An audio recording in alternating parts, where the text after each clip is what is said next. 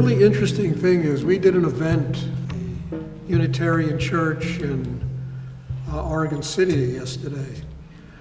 And there was a policeman there named Mike Gallagher, and there was a woman named Erin from an organization called SARC. And listening to their stories about what goes on here in Portland, it's no different. No. The exact same thing. And this guy, the policeman, Mike, said it's amazing that what took place and is taking place in India and Nepal is no different than what goes on here. In India, they call them traffickers. Here, they're pimps. And it's the same horror that goes on. And I asked Mike after the event, I said, Mike, how many pimps are there in Portland? This guy's been doing it for like 10 years. He said there's got to be at least 1,000 pimps working in Portland. And I said, and how many of these people do you arrest every month? He said, maybe one. So the story is no different in the United States. It's no different in Russia. It's no different in the Middle East. It's no different in South America. You know, this whole problem of trafficking is literally $32 billion industry every year.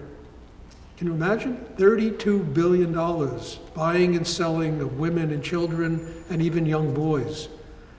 You know, there are 20 some odd million people involved in this that are being bought and sold. And this is something that is hushed up. It's not spoken about. And to me, it's like staggering.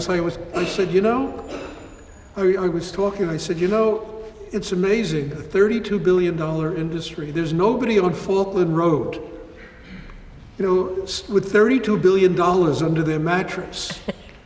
You know, I mean, this money has to be laundered, shifted around the world, banks, you know, all kinds of institutions involved with, you know, and this thing is rife. This internecine thing is rife in our entire culture, our entire society. And most people are completely innocent about it and don't even want to hear about it, frankly, because it's so horrible. They don't even want to hear about it. So I think it's something that we all have to think about. Now, I was at an event Wednesday night. There were 5 women on a panel at Asia Society in New York. And the panel was called Girl Rising. It's based upon a film, a documentary film they did that's coming out soon.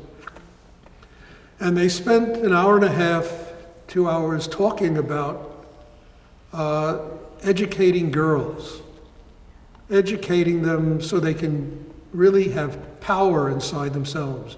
And they can determine their own lives, and they can't be pimped or trafficked or turned into prostitutes because they really have been given the power and education. And I think this is very true. Education is the key. Yeah. But I wanted to talk about something, and it was all women. The audience was 98% women, you know, and everybody's talking to the choir. And one of the reasons I wrote my book is I didn't want to talk to the choir. I wanted a book that anybody could read, and they could be shaken to their shoes about this problem that's going on in the world. But one of the things I wanted to ask them, and I finally asked one of the women on the panel afterwards, I said, it's not only girls rising, it's got to be boys rising. You have to educate children, you know, young children, so that when they grow up, boys realize that girls and women are human beings. Girls realize that men and boys are human beings. So somewhere in our society, there has to be this kind of yin and yang. There has to be the mergence of consciousness that men and women are both human beings, and they need to learn to grow up and respect each other. You know, and I talked about this to one of the women and she just lit up like a light bulb. And she said, yes, that is the piece that was missing in our conversation. So I think that this is really essential. And this is where the whole element of spirituality begins to come in. You know, the ultimate goal of a spiritual life, you know, everybody talks about enlightenment and they talk about, Yeah, okay.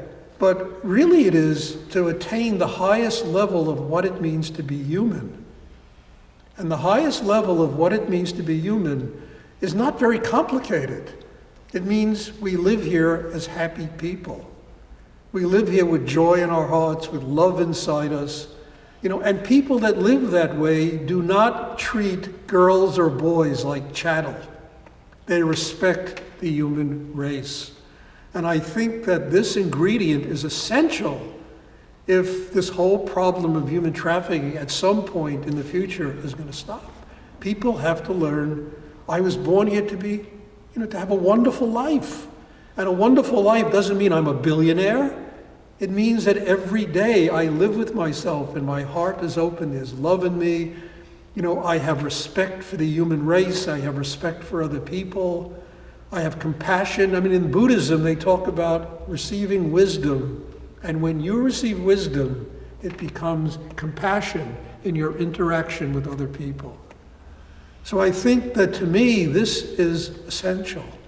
And it comes down to a very personal decision people make. It has nothing to do with what's going on in Nepal or Croatia. Can I learn to live this way? Happy people don't traffic human beings. Happy people don't turn other human beings into prostitutes. Happy people do not pimp out the world. They truly respect life and they live that way. And I think, to me, this is an essential element of bringing to an end this problem that's going on in the world.